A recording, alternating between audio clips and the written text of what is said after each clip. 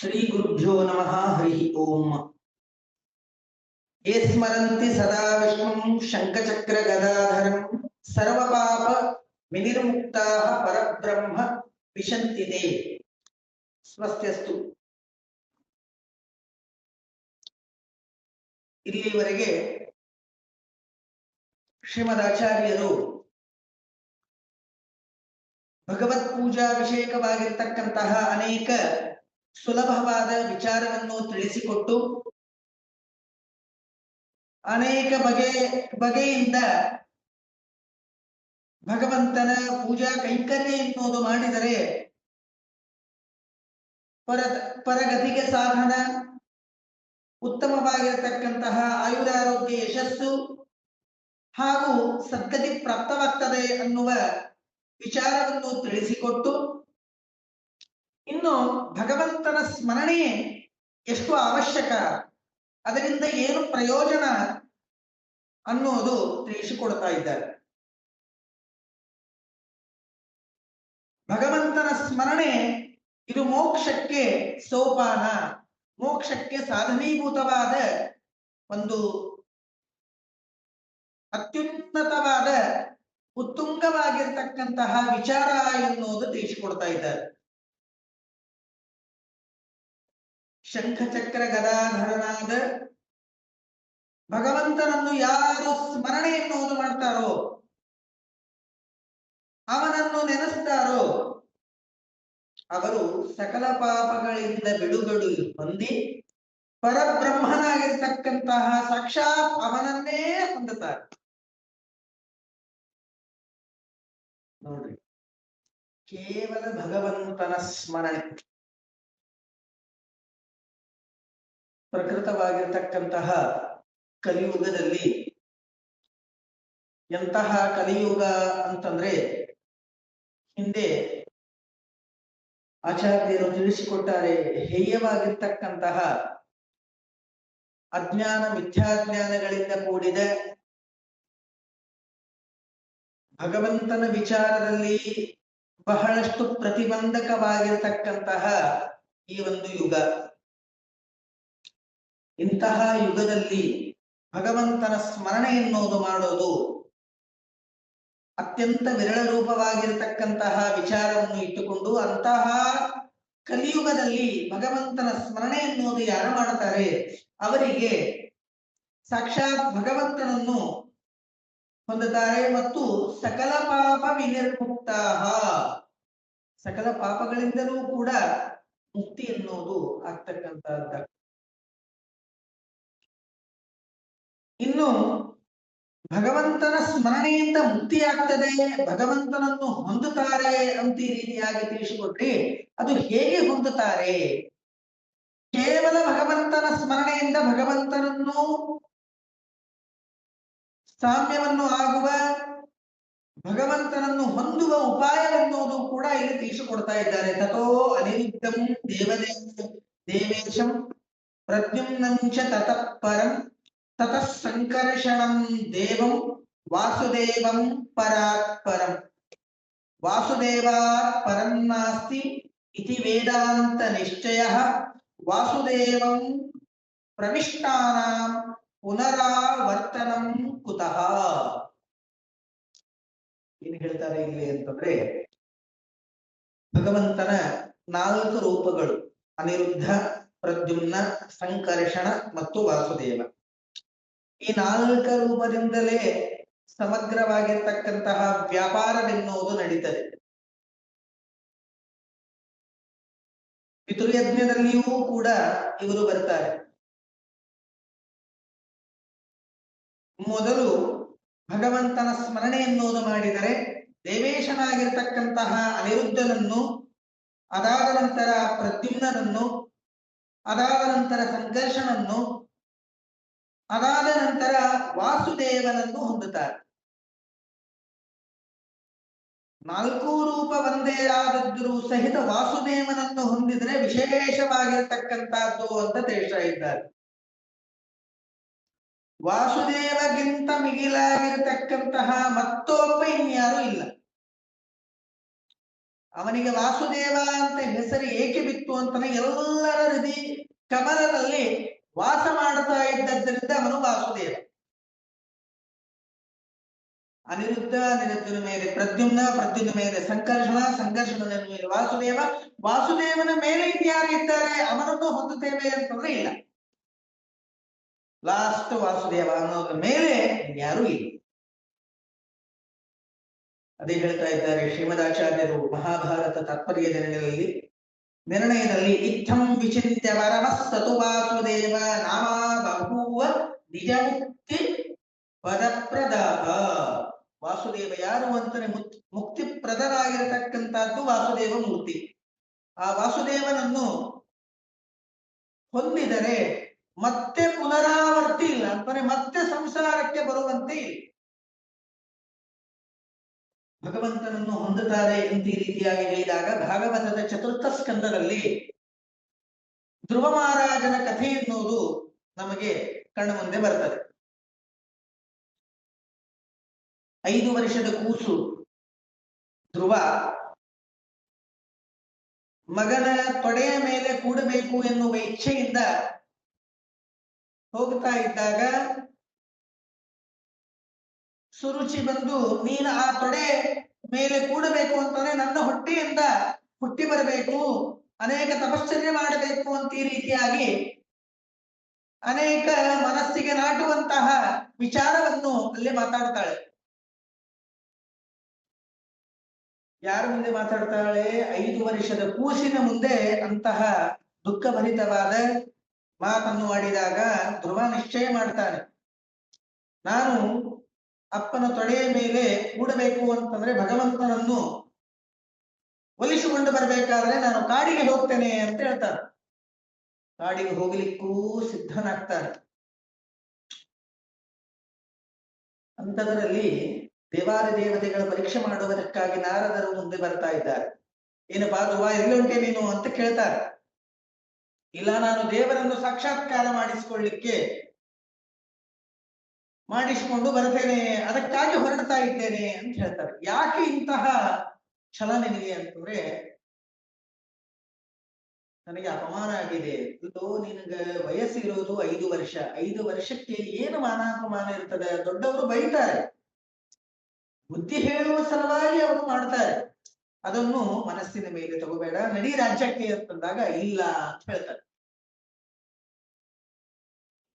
ಆಗ ಸಾಕ್ಷಾತ್ ನಾರದರು ಓಂ ನಮೋ ಭಗವತೆ ವಾಸುದೇವಾಯ ಎನ್ನುವ ಮಂತ್ರದ ಉಪದೇಶವೆನ್ನುವುದು ಮಾಡ್ತಾರೆ.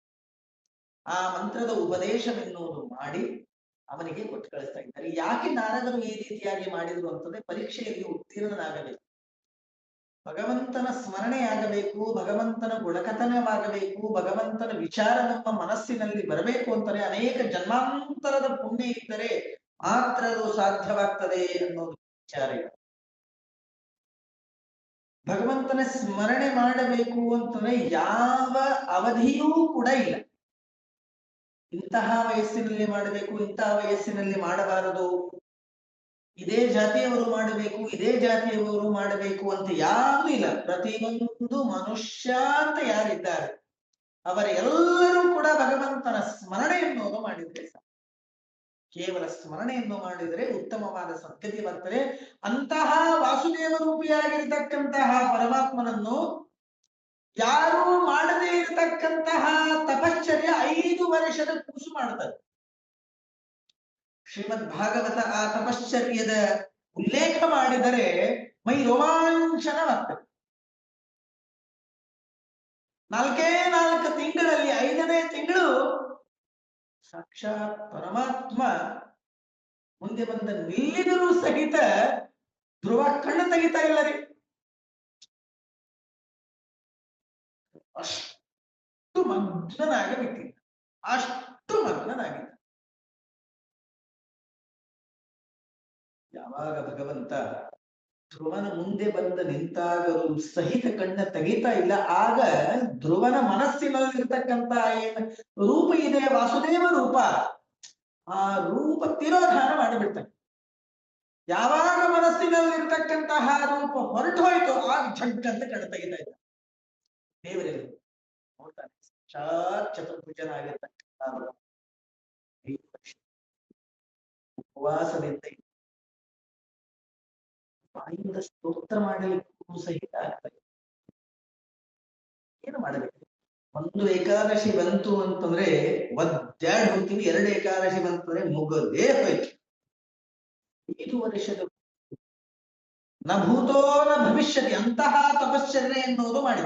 ಇನ್ನೊಂದು ಪ್ರಸಂಗದಲ್ಲಿ ಧ್ರುವನ ಆಖ್ಯಾನವೆನ್ನುವುದು ತಿಳಿಸ್ತೇನೆ. ಅವಾಗೆ ಭಗವಂತ ಅದನ್ನ ಶಂಖವನ್ನು ಕಪೋಲಕ್ಕೆ ಹಚ್ಚುತ್ತಾನೆ. ಯೋಂತ ಪ್ರವಿಶ್ಯ ಮಮವಾಚ ಇಮಾಂ ಪ್ರಸಕ್ತಾಮೆನ್ನುವ ಶ್ಲೋಕವೆನ್ನು ಅಲ್ಲಿ ತಿಳಿಸಿಕೊಡ್ತಾನೆ. ವಾಸುದೇವ ರೂಪಿಯಾಗಿರ್ತಕ್ಕಂತಹ ಭಗವಂತ ಸ್ಮರಣೆ ಎನ್ನುವುದು ಮಾಡಿ ಮುಕ್ತಿಗೆ ಸೋಪಾನ, ಮುಕ್ತಿ ಎನ್ನುವುದು ನಿಶ್ಚಿತ ಎನ್ನುವುದು ತಿಳಿಸಿಕೊಡ್ತಾರೆ. ವಿಷ್ಣು ಪುರಾಣದಲ್ಲಿ ಇದರ ವಿಚಾರವೆನ್ನುವುದು ಅನೇಕ ತಿಳಿಸಿಕೊಟ್ಟು ಭಗವಂತನ ಸ್ಮರಣೆ ಸಕಲ ಪಾಪಗಳಿಗೂ ಕೂಡ ಪ್ರಧಾನವಾದ ಪ್ರಾಯಶ್ಚಿತ್ತ. ನೋಡ್ರಿ, ಭಗವಂತ ಅನೇಕ ಉಪಾಯವೆನ್ನುವುದು ತಿಳಿಸಿಕೊಡ್ತಾನೆ. ಅನೇಕ ಉಪಾಯಗಳನ್ನು ತಿಳಿಸಿಕೊಟ್ಟರೂ ಸಹಿತ ನಮಗೆ ಮಾಡಲಿಕ್ಕೆ ಆಗೋದು. ಮನುಷ್ಯ ಪಾಪ ಎಷ್ಟು ಮಾಡ್ತಾನೆ ಅಂತಾನೆ ಅನಂತ ಪಾಪ ಮಾಡ್ತಾನೆ. ಅನೇಕ ಪಾಪ, ಅದು ಕಾಯಿಕ ಆಗಲಿ, ವಾಚಿಕವಾಗಲಿ, ಮಾನಸಿಕವಾಗಲಿ, ಅದು ಪಾಪಗಳು.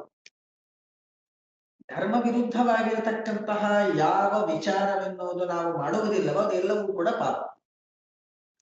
ಸರಿ, ಅಷ್ಟೆಲ್ಲ ಪಾಪಗಳಿಗೆ ಒಂದು ಭಗವಂತನ ನಾಮ ಸಾಕನ ಅಂತ ಕ್ವಶನ್ ಬಂದ್ರೆ ಅದಕ್ಕೊಂದು ಬಹಳ ಸುಂದರವಾಗಿ ಒಂದು ದೃಷ್ಟಾಂತವನ್ನು ಕೊಡ್ತಾ ಇದ್ದಾರೆ. ಪ್ರಾಯಶ್ಚಿತ್ತಂತು ತಸ್ಯೋಕ್ತಂ ಹರಿ ಸಂಸ್ಮರಣಂ ಪರಮಂ ಅಂದ್ರೆ ಶ್ರೇಷ್ಠ ಅಂತ. ಒಂದು ದೊಡ್ಡದಾಗಿರ್ತಕ್ಕಂತಹ ಮರ ಇದೆ. ದೊಡ್ಡದಾಗಿರ್ತಕ್ಕಂತಹ ಮರ ನಾವು ಊರಿನಲ್ಲಿ ಚಾವಡಿ ಅಂತಂತೆ. ದೊಡ್ಡದಾಗಿರ್ತಕ್ಕಂತಹ ಮರ, ಅದರ ತಳಗೆ ಎಲ್ಲ ಹುಡುಗರಿಗೆ ಪಾಠ ಇತ್ಯಾದಿಗಳ ಗುರುಕುಲ ಪದ್ಧತಿಯಲ್ಲಿ ನಾವು ನೋಡ್ತೇವೆ. ಆ ಗಿಡದಲ್ಲಿ ಅನೇಕ ಕಾಗಿಗಳಿರುತ್ತದೆ, ಅನೇಕ ಕಾಗಿಗಳು, ಅನೇಕ ಪಶು ಪಕ್ಷಿಗಳಿಗೂ ಸಹಿತ ಇರ್ತದೆ. ಯಾಕೆ ಅಂತಂದ್ರೆ ಅಲ್ಲಿರ್ತಕ್ಕಂತಹ ಹಣ್ಣು, ಹೂವು ಎಲ್ಲವೂ ಕೂಡ ತಗೊಳ್ಳುವ ಸಲುವಾಗಿ ಪಕ್ಷಿಗಳಿಗೆ ಇತ್ಯಾದಿಗಳು. ಬೆಳೆಸೋದು ಯಾರು? ನಾವು. ತಿನ್ನೋದು ಯಾರು? ಪಶು ಪಕ್ಷಿಗಳು. ನಮಗೆ ಅದರಿಂದ ಯಾವ ಪ್ರಯೋಜನವೆನ್ನುವುದು ಇಲ್ಲ. ಅದು ಏರಿಸಬೇಕು ಅಂತಾನೆ ಒಂದೊಂದು ಪಕ್ಷಿಗೆ ನಾವು ಕಲ್ಲು ಹೊಡಿಲಿಕ್ಕಾಗ್ತದ? ಇಲ್ಲ. ಒಂದೇ ಒಂದು ಕಲ್ಲು ಹಿಡಿದ್ರೆ ಎಲ್ಲ ಪಕ್ಷಿಗಳು ಸಹಿತ ಒಂದು ಸೌಂಡ್ ಮಾಡ್ತೇವೆ. ಆ ಸೌಂಡ್ ಸ್ಫೋಟಕವಾದ ವಿಚಾರದಿಂದ, ಆವಾಜನಿಂದ, ಸೌಂಡಿನಿಂದ ಎಲ್ಲ ಪಕ್ಷಿಗಳು ಹಾರಿ ಹೋಗ್ತದೆ. ಹಾಗೆ ಮನುಷ್ಯ ದೇಹ ಎನ್ನುವುದು ದೊಡ್ಡದಾಗಿರ್ತಕ್ಕಂತಹ ಒಂದು ವೃಕ್ಷ. ಆ ವೃಕ್ಷದಲ್ಲಿ ಅನೇಕ ಕೈ ಮೊದಲಾದವುಗಳೆಲ್ಲ ಟೊಂಗೆಗಳು, ಅನೇಕ ಸತ್ಕರ್ಮ ಮೊದಲಾಗಿರ್ತಕ್ಕಂತಹ ಹೂ ಹಣ್ಣುಗಳು. ಎಲ್ಲಿ ಪುಣ್ಯ ಇರ್ತದೆ ಅಲ್ಲಿ ಪಾಪವೂ ಕೂಡ ಇರ್ತದೆ. ಪಾಪ ಪುರುಷ ವಿಸರ್ಜನ ಅಂತ ವಾಮಪಕ್ಷದಲ್ಲಿ ನಾವು ನಿತ್ಯ ಅದರ ಪ್ರಾಯಶ್ಚಿತ್ತವೆನ್ನುವುದು ಮಾಡಿಕೊಳ್ಳಬೇಕು. ಅಂತಹ ಎಲ್ಲ ಪಶು ಪಕ್ಷಿಗಳಿಗೆ ಏರಿಸಬೇಕು ಅಂತಂದ್ರೆ ಯಾವ ರೀತಿಯಾಗಿ ಒಂದು ಕಲ್ಲನ್ನು ಹೇಗೆ ಹೊಡೆದಾಗ ಎಲ್ಲ ಪಶು ಪಕ್ಷಿಗಳು ಹಾರಿ ಹೋಗ್ತದೋ ಆ ರೀತಿಯಾಗಿ ದೇಹವೆಂಬ ಒಂದು ವೃಕ್ಷದಲ್ಲಿ ಭಗವಂತನ ನಾಮಸ್ಮರಣೆ ಎನ್ನುವ ಸ್ಫೋಟಕವಾಗಿರ್ತಕ್ಕಂಥ ಒಂದೇ ಒಂದು ನಾಮ ಸಾಕು. ಆ ಒಂದು ನಾಮ ಉಚ್ಚಾರ ಮಾಡಿದ್ರೆ ಸಕಲ ವಿಧವಾಗಿರತಕ್ಕಂತಹ ಪಾಪಗಳು ಓಡಿ ಹೋಗ್ತವೆ. ಅದೇ ಒಂದು ಪ್ರಾಯಶ್ಚಿತ್ತ. ಕೃತೆ ಪಾಪೆ ಅನುದಾಪೋ ವೈ ಯಸ್ಯ ಪುಂಸ ಪ್ರಜಾಯತೆ. ಪ್ರಕೃಷ್ಟವಾಗಿರ್ತಕ್ಕಂತಹ ಪಾಪಗಳನ್ನು ನಡೆದೇ ನಡೀತದೆ. ಬೆಳಗ್ಗೆ ಎದ್ದಾಕ್ಷಣದಿಂದ ರಾತ್ರಿ ಮಲಗುವವರೆಗೆ ಮೇಲಿನೂ ಸಹಿತ ಅನೇಕ ಪಾಪಗಳನ್ನು ಅಂತಂದ್ರೆ ಹೇಗೆ ಅದೇ ಒಂದು ವಿಚಾರ. ಭಗವಂತನ ಸ್ಮರಣೆ ಪ್ರತಿನಿತ್ಯ ಭಗವಂತನ ಸ್ಮರಣೆ ಅಜಾಮಿಳನ ವ್ಯಾಖ್ಯಾನ ಶ್ರೀಮದ್ ಭಾಗವತರಲ್ಲಿ ನಿನ್ನೆ ತಿಳಿಸಿದಂತೆ ಕೇವಲ ಇಡೀ ಜನ್ಮಾರ್ಜಿತವಾಗಿರತಕ್ಕಂತಹ ಪಾಪಗಳು ಮಾಡಿದ್ರು ಸಹಿತ ಕೊನೆ ಕಾಲದಲ್ಲಿ ಅಂತ್ಯಕಾಲೇ ವಿಶೇಷತಃ ಅಂತ ಹೇಳ. ಹಾಗಾದ್ರೆ ಇಡೀ ಆಯುಷ್ಯ ಪಾಪವೆನ್ನುವುದು ಮಾಡ್ತೇವೆ. ಒಂದು ದಿವಸ ಭಗವಂತನ ಸ್ಮರಣೆ, ಪೂಜಾ ಇತ್ಯಾದಿಗಳು ಏನೇನು ಮಾಡೋದಿಲ್ಲ. ಕೊನೆ ಕಾಲದಲ್ಲಿ ಮಾಡಿದ್ರೆ ಸಾಕಲ್ಲ ಅಂತ ನೀವೇ ಹೇಳಿದ್ರೆ ಅಚ್ಚ. ಹಾಗಾದರೆ ಕೊನೆ ಕಾಲದಲ್ಲಿ ಭಗವಂತನ ನಾಮಸ್ಮರಣೆ ಮಾಡ್ತೇವೆ ಆಗುತ್ತ. ಸಣ್ಣ ಮಕ್ಕಳಿಗೆ ನಾವು ಇತ್ಯಾದಿಗಳನ್ನು ಪಾಟಿ ಮೇಲೆ ಅ ಎನ್ನುವ ಅಕ್ಷರ ಎಷ್ಟು ಸಲ ತಿದ್ದಿಸ್ತೇವೆ.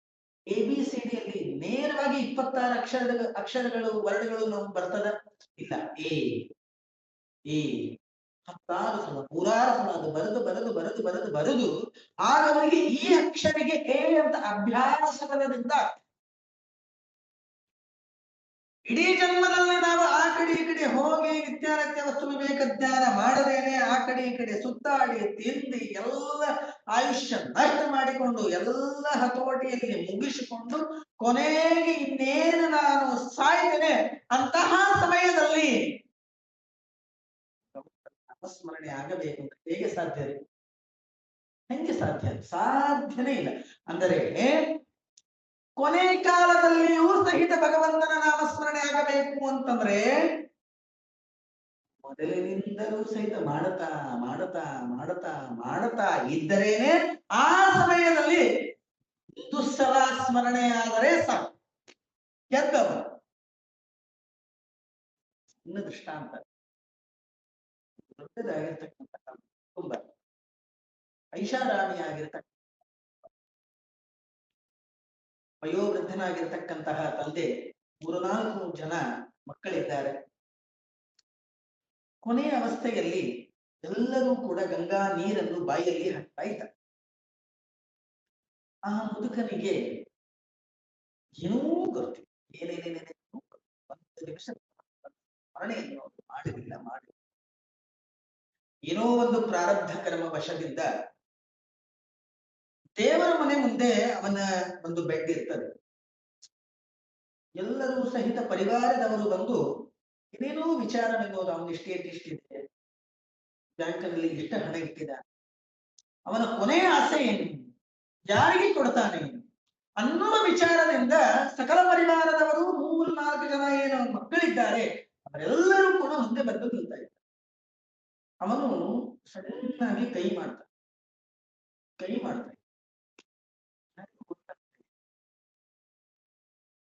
ಅಲ್ಲೇ ದೇವರ ಮನೆ ಮಾಡದಲ್ಲಿ ಒಂದೇನೋ ಬಟ್ಟಿ ಇರುತ್ತೆ. ಬಟ್ಟೆಗೆ ಇವನಿಗೇನು ಸಂಬಂಧ ಇಲ್ಲ. ಅವನು ದೇವರ ಮನೆಗೆ ವಿಷ್ಣು ಸಹಸ್ರನಾಮ ಹಚ್ಚರಿ ಅಂತ ಅವನಿಗೆ ಹೇಳ್ಬೇಕಾಗುತ್ತೆ. ಆ ಭಗವಂತನ ಮೂರ್ತಿ ನೋಡಬೇಕು ಅಂತ ಇವರಿಗೆ ಅನಿಸ್ತಾ ಇದೆ. ಆದ್ರೆ ಇವರಿಗೆ ಅದನ್ನೇನು ಅನಿಸ್ತಾನೆ ಇಲ್ಲ. ಸರಿ, ಅದು ಎಲ್ಲೇ ಇವರು ಬಟ್ಟೆ ಮಾಡ್ತಾರೆ. ಆ ಮಾಡಿದಾಗ ಏನಿರ್ತದೆ, ಒಂದು ಬಟ್ಟಿ ಇರ್ತದೆ. ಅವನು ಮಾಡೋದಾಗ ಹಿಂಗೆ ಮಾಡ್ತಾನೆ. ಅವ್ರಿಗೇನು ಅನಿಸ್ತದೆ, ಅದು ಕಟ್ ಮಾಡಿ ಹರಿತಾ ಹೋಗ್ತಾರೆ. ಒಂದು ಹರಿತಾರೆ, ಸಾಕ. ಅವನು ಅನ್ಬೇಕಾದದ್ದೇನು ಶ್ರೀಹರಿ ಅಂತ ಅನ್ಬೇಕಾಗಿದೆ. ಇವರಿಗೆ ಅರ್ಥ ಆಗ್ತಾ ಇಲ್ಲ. ಅವರು ಒಂದೊಂದು ಬಟ್ಟೆ ಹಾಕೋತ ಹೋಗ್ತಾರೆ, ಜೀವ ಹೋಗಿಬಿಡ್ತದೆ. ಅವನ ಅನಿಸಿದ್ದೇನು ಬೇರೆ, ಇವರಿಗೆ ಅನ್ಕೊಂಡಿದ್ದೇನು ಬೇರೆ. ಇದರ ತಾತ್ಪರ್ಯ ಏನು ಇದರ ಹಿಂದೆ ಅಂತಂದ್ರೆ, ಪ್ರಹ್ಲಾದರಾಜರು ಕಿವಿ ಹಿಂದೆ ಹೇಳ್ತಾರೆ ಈ ಮಾತು. ಕೌಮಾರ ಆಚರೇತ್ ಪ್ರಾಜ್ಞ ಧರ್ಮಾನ್ ಭಾಗವತಾನಿ ದುರ್ಲಭಂ ಮಾನುಷಂ ಜನ್ಮಂ ತರಪ್ಯ ಧ್ರುವಮಾರ್ಥ. ಪ್ರಹ್ಲಾದರಾಜರು ಹೇಳ್ತಾ ಇದ್ದಾರೆ, ಭಗವಂತನ ಸ್ಮರಣೆ ಆಗಬೇಕು, ಭಗವಂತನ ಗುಣಗಾನ ಆಗಬೇಕು ಅಂದ್ರೆ ಅದಕ್ಕೆ ವಯೋ ಅವಸ್ಥಾ ಇಲ್ಲೇ ಇಲ್ಲ. ನಾಲ್ಗೆ ಯಾವಾಗ ನೀವು ಮಾತಾಡ್ಲಿಕ್ಕೆ ಶುರು ಮಾಡಿದ್ರೆ ಆ ಕ್ಷಣದಿಂದ ಭಗವಂತನ ಸ್ಮರಣೆ ಎನ್ನುವುದು ಮಾಡಬೇಕು. ಎಲ್ಲ ದೈತ್ಯ ಬಾಲಕರಿಗೆ ಉಪದೇಶವೆನ್ನುವುದು ಮಾಡಿದಾಗ ದೈತ್ಯ ಬಾಲಕರು ಹೇಳ್ತಾರೆ, ಪ್ರಹ್ಲಾದರ ವಯಸ್ಸೇನು ಈಗ, ಆಟ ಆಡುವ ವಯಸ್ಸೀಗ, ಇಂತಹ ಆಟ ಆಡುವ ವಯಸ್ಸಿಗೆ ಉಪವಾಸ ಮಾಡಂತ ಹೇಳ್ತೀಯ, ವ್ರತ ಮಾಡಂತ ಹೇಳ್ತೀಯ, ಸಂಧ್ಯಾವಂದನೆ ಮಾಡಂತ ಹೇಳ್ತೀಯ, ಅರ್ಚನೆ ಮಾಡಂತ ಹೇಳ್ತೀವಿ. ಏನಿದೆ ಅದಕ್ಕೆ ಸಂಬಂಧ ಇಲ್ಲ. ಯಾವ ಟೈಮಿಗೆ ಏನು ಆಗಬೇಕು ಅದು ಎಲ್ಲವೂ ಆಗಬೇಕು ಅಂತ ಹೇಳ್ತಾರಲ್ಲ, ಎಲ್ಲನೂ ಆಗೇಬೇಕು, ಅದರ ಜೊತೆಗೆ ಇದು ಇದ್ದೇ ಇರುತ್ತೆ. ಆಗ ಪ್ರಹ್ಲಾದರಾಜರು ನಮ್ಮ ವಯಸ್ಸಿನ ಒಂದು ರೂಪರೇಷೆ ಎನ್ನುವುದು ಬರೆದುಕೊಡ್ತಾ ಇದ್ದಾರೆ. ರೂಪರೇಷೆ ಯಾವ ರೀತಿಯಾಗಿ ಮನುಷ್ಯ ಆಯುಷ್ಯ ಹರಣ ಮಾಡ್ತಾನೆ ಎನ್ನುವುದು ಹೇಳ್ತಾ ಇದ್ದಾರೆ. ಸರಿ, ಆಟ ಆಡುವ ವಯಸ್ಸಿಗೆ ಸರಿ, ಮನುಷ್ಯನಿಗೆ ಆಯುಷ್ಯ ಎಷ್ಟು ಇದೆ? ಪ್ರಹ್ಲಾದ 100 ವರ್ಷ ಇದೆ. ಸರಿಪಾ, ನೀವು ಅನ್ಕೋತಿ ಎಷ್ಟೊತ್ತು? 8ರಿಂದ 9 ಅರ್ಧ ಆಯುಷ್ಯ ಹೋಯ್ತಲ್ಲಿ. 100ರಲ್ಲಿ 50 ವರ್ಷ ಹೋಯ್ತು, ಉಳಿದಿದ್ದೆಷ್ಟು? 50 ವರ್ಷ. 10-15 ವರ್ಷದಲ್ಲಿ ನೀನೇನು ಮಾಡ್ತಿ? ಸಣ್ಣವನಾಗ್ತಿ, ಆಟ ಆಡ್ಲಿಕ್ಕೆ ಹೋಗ್ತಿ, ಎಜುಕೇಶನ್ ಸಲುವಾಗಿ ಅಲ್ಲೇ ನೀನು ಸ್ಟಡಿ ಮಾಡ್ತಿ, ಅಲ್ಲಿ ಹೋಯ್ತು 20 ವರ್ಷ. ಎಜುಕೇಶನ್ ಆದ್ಮೇಲೆ ಮಾಡೋಣ, ಖಾಲಿ ಇರ್ತಾನೆ ಅಂತ ಜಾಬ್ ಹುಡುಕುವ ಸಲುವಾಗಿ ಮತ್ತೆ ನೀನು 7-8 ವರ್ಷ ಸರಿ, ಬೆಳಗ್ಗೆ ಹೋಗ್ತಿ, ಸಾಯಂಕಾಲ ಬರ್ತಿ. ಅವಾಗೇನು ಮಾಡ್ಲಿಕ್ಕೆ ಆಗ್ತದ? ಇಲ್ಲ. ಅಲ್ಲಿ ಹೋಯ್ತು ಎಷ್ಟು? 60 ವರ್ಷದ ತನಕ ಜಾಬ್ ಇರ್ತದೆ, ಅಂದ್ರೆ ಅರ್ಧ ಆಯುಷ್ಯದಕ್ಕಿಂತ ಮೇಲೆ ಹೋಯ್ತು. ಸರಿ, ರಿಟೈರ್ಡ್ ಆದ್ಮೇಲೆ ಹೋಗೋಣ ತಗೋರಿ. ರಿಟೈರ್ಡ್ ಆದ್ಮೇಲೆ ಮುಂದೆ ಎಲ್ಲ ಇದ್ದೇ ಇರ್ತದೆ. ಅವಾಗ ಎಲ್ಲವೂ ಕೂಡ ತೀರ್ಥಕ್ಷೇತ್ರ ಇತ್ಯಾದಿಗಳನ್ನ ಮಾಡಿ ಹೋಮ ಹವನ ಇತ್ಯಾದಿಗಳೆಲ್ಲವೂ ಕೂಡ ಮಾಡ್ಲಿಕ್ಕೆ ಆಗ್ತದೆ ಅಂತಂದ್ರೆ ಇಷ್ಟೆಲ್ಲ ಮಾಡಿ ಬ್ಯಾಸತ್ ಹೋಗಿರ್ತಾನೆ. ಅಂತದ್ರಲ್ಲಿ ಅನೇಕ ಫ್ರೆಂಡ್ಸ್ಗಳು ಬಂದು ಬಿಟ್ಟಿರ್ತಾರೆ. ಶುಗರ್ ಬರ್ತದೆ, BP ಬರ್ತದೆ, ಎಲ್ಲರೂ ಕೂಡ ಬಂದಿರ್ತಾರೆ. ಬಿಟ್ಟು ಹೋಗಂಗಿಲ್ರಿ ಅವ್ರು. ಟೈರ್ಡ್ ಆಗ್ತಾನೆ. ಇನ್ನಾದ್ರೂ ನಾನು ಮಾಡಬೇಕು ಅಂತಂದ್ರೆ ಅವಾಗ ಏನಾಗ್ತದೆ? ಒಂದು ಆಪತ್ತಿನಿಂದ ಬಳಲಿ ಬಳಲಿ ದೇಹ ಕೃಷನಾಗಿ 8 ಗಂಟೆಗೆ ಗುಳಿಗೆ ಇನ್ಸುಲೆನ್ಸ್ ತಗೊಳ್ದೇ ಹೋದರೆ ಅಧೋಗತಿನೇ. ಅದರಲ್ಲಿ 60-70 ವರ್ಷ ಕೈಕಾಲ ಗಟ್ಟಿ ಇರುವುದಿಲ್ಲ. ಕೈಕಾಲ ಗಟ್ಟಿ ಇಲ್ಲದೇ ಇದ್ದಾಗ ಆಡ್ತಾನೆ. ಹೋಯ್ತು ಆಯುಷ್ಯ, ಹೋಯ್ತು 80 ವರ್ಷ 90 ವರ್ಷ. ಯಾವ ಇಂದ್ರಿಯಗಳು ಸಹಿತ ಕೆಲಸ ಮಾಡೋದಿಲ್ಲ, ನಾಲಿಗೆ ಹೊಳ್ಳೋದಿಲ್ಲ, ಕಣ್ಣಿಗೆ ಕಾಣಿಸೋದಿಲ್ಲ, ಕಿವಿಗೆ ಕೇಳಿಸೋದಿಲ್ಲ, ಕೈಕಾಲ ಒಳಗಾಡೋದಿಲ್ಲ. ಅಂತಹ ಸಮಯದಲ್ಲಿ ರಾಮ, ಶ್ರೀಹರಿ, ಕೃಷ್ಣ ಹೆಂಗಂತೀರಿ? ಹರಿ ಅನ್ನೋದೇ ಆಗ್ತದೆ ಬರೇ. ಅದಕ್ಕಾಗಿ ಎಚ್ಚರಿದ್ರೆ ನಿಮ್ಗೆ 100 ವರ್ಷ ಆಯುಷ್ಯ ಯಾವ ರೀತಿಯಾಗಿ ಅಂತಂದ್ರೆ, ನೀರ ಮೇಲಿನ ಗುಳ್ಳೆ ನಿಜವಲ್ಲ ಹರಿಯೇ, ನೀರ ಮೇಲಿನ ಗುಳ್ಳೆ ನಿಜವಲ್ಲ ಹರಿಯೇ, ಯಾರಿಗೆ ಯಾರುಂಟು ಎರವಿನ ಸಂಸಾರ, ಯಾರಿಗೆ ಯಾರುಂಟು ಎರವಿನ ಸಂಸಾರ. ಒಂದು ಬಕೆಟ್ನಾಗ ನೀವು ನೀರು ಬಿಟ್ಟಾಗ ಯಾವ ರೀತಿಯಾಗಿ ನೀರು ತುಂಬುತ್ತದೆ? ಗುಳ್ಳಿ ಬರ್ತದೆ. 1 ನಿಮಿಷದಲ್ಲಿ ಎಲ್ಲವೂ ಕೂಡ ಪ್ಲೇನ್ ಆಗಿ ಹೋಗ್ತದೆ. ಆ ರೀತಿಯಾದ ನಮ್ಮ ಆಯುಷ್ಯ ಇದೆ ಅನಿಸ್ತದೆ. 100 ವರ್ಷ ಆಯುಷ್ಯ ಅಂತ ಅನಿಸ್ತದೆ. ಮಲ್ಕೊಂಡೆ 50 ವರ್ಷ ಹೋಗ್ತದೆ.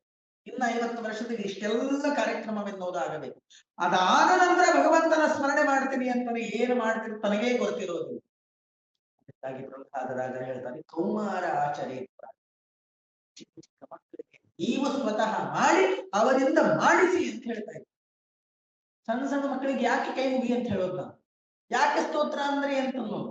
ಯಾಕೆ ಪ್ರದಕ್ಷಿಣ ಹಾಕ್ರಿ ಅಂತ ಹೇಳೋದು? ಇದ್ರ ಸಲುವಾಗಿ ಈಗ ನಾವು ಹೇಳಿದರೆ ಅವರು ಮಾಡ್ತಾನೆ, ನಾವೇ ಹೇಳಿಲ್ಲ ಅಂತಾನೆ ಮಾಡೋದಿಲ್ಲ ಅವರು.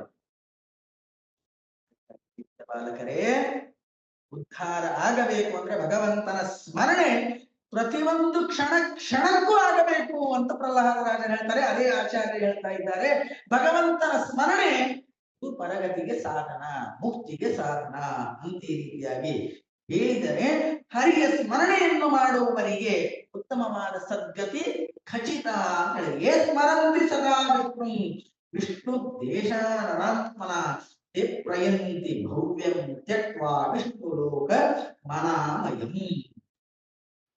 ಯಾರು ಅತ್ಯಂತ ನಿರ್ಮಲವಾಗಿರತಕ್ಕಂತಹ ಮನಸ್ಸಿನಿಂದ ಸದಾ ವಿಷ್ಣುವನನ್ನು ಸ್ಮರಣೆಯನ್ನು ಮಾಡ್ತಾರೋ ಅವರು ಸಂಸಾರದಿಂದ ಪಾರಾಗಿ ನಿರ್ದೋಷವಾಗಿರ್ತಕ್ಕಂತಹ ವಿಷ್ಣು ಲೋಕಕ್ಕೆ ಹೋಗ್ತಕ್ಕಂಥವರಾಗ್ತಾ ಇದ್ದಾರೆ. ಭಗವಂತನ ಸ್ಮರಣೆ ಸಕಲ ಆಪತ್ತುಗಳಿಗೆ ಪರಿಹಾರ ಅಂತ ಈ ರೀತಿಯಾಗಿ ತಿಳಿಸಿಕೊಡ್ತಾ ಇದ್ದಾರೆ. ಗರ್ಭವಾಸ, ದುಃಖ, ಮುಕ್ಕು, ರೋಗು, ಹುಟ್ಟು, ಸಾವು ಮೊದಲಾದ ಎಲ್ಲವೂ ಕೂಡ ಸಂಸಾರ ಬಂಧನದ ಸ್ವರೂಪ ಎನ್ನುವ ವಿವರ ಈ ಕಲಿಯುಗದಲ್ಲಿ ನ ಭವ್ಯತೆ ನರೋ ನಿತ್ಯಂ ವಾಸುದೇವ ಮನುಸ್ಮರನ್.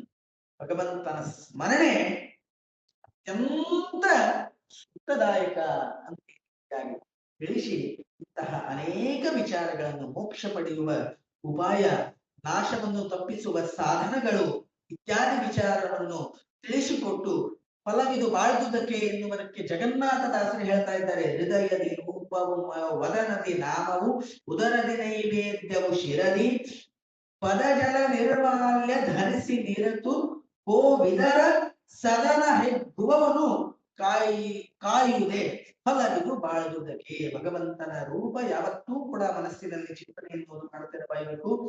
ವದನದಿ ನಾಮವು ಭಗವಂತನ ನಾಮಸ್ಮರಣೆ ಎನ್ನುವುದು ಯಾವತ್ತೂ ಸಹಿತ ಮುಖದಿಂದ ಬರತಕ್ಕಂತಹದ್ದಾಗಬೇಕು. ಭಗವಂತನಿಗೆ ನಿವೇದಿತವಾಗಿರತಕ್ಕಂತಹ ಅನ್ನ ನಾವು ಸ್ವೀಕಾರವೆನ್ನುವುದು ಮಾಡಬೇಕು. ಪದ ಜಲ ನಿರ್ಮಾಲ್ಯ, ಭಗವಂತನ ಪದೋದಕವೆನ್ನುವುದು ಸದಾ ನಮ್ಮ ಶಿರಸ್ಸಿನಲ್ಲಿ ಧಾರಣೆ ಎನ್ನುವುದು ಯಾರು ಮಾಡುತ್ತಾರೆ ಅವನನ್ನು ಭಗವಂತ ಅವನನ್ನು ರಕ್ಷಿಸ್ತಾನೆ. ಶ್ರೀಕೃಷ್ಣ ವಿಚಾರ ಹೇಳ್ತೀವಿ ಅಂದ್ರೆ ನಾಳೆಗೆ ಬೆಳಗಿನ ಜಾವದಲ್ಲಿ ರೆಕಾರ್ಡಿಂಗ್ ಇತ್ಯಾದಿ ವಿಚಾರಗಳನ್ನು ಮಾಡಿ ಸಾಯಂಕಾಲ ಇದೇ ಸಮಯದಲ್ಲಿ ಆ ಒಂದು ವಿಚಾರ ರೆಕಾರ್ಡಿಂಗ್ ಮಾಡಿದ್ದೇ ಪ್ಲೇ ಎನ್ನುವುದು ಮಾಡಲಾಗುತ್ತದೆ. ಯಾರಿಗಾದರೂ ಗ್ರಂಥದಲ್ಲಿ ಹೇಳುವುದರಲ್ಲಿ ಏನಾದ್ರೂ ಪ್ರಶ್ನೆ ಇತ್ತು ಅಂತಂದ್ರೆ ನೀವು ಒಂದ್ ಕಡೆ ನೋಟ್ ಅನ್ನೋದು ಮಾಡ್ಕೋರಿ. ನಾಳಿನ ಒಂದು ದಿವಸ ಆದ ಮೇಲೆ ಪ್ರಶ್ನೋತ್ತರ ಸಲುವಾಗಿ 10 ರಿಂದ 15 ನಿಮಿಷ ಇಡ್ತಾರೆ.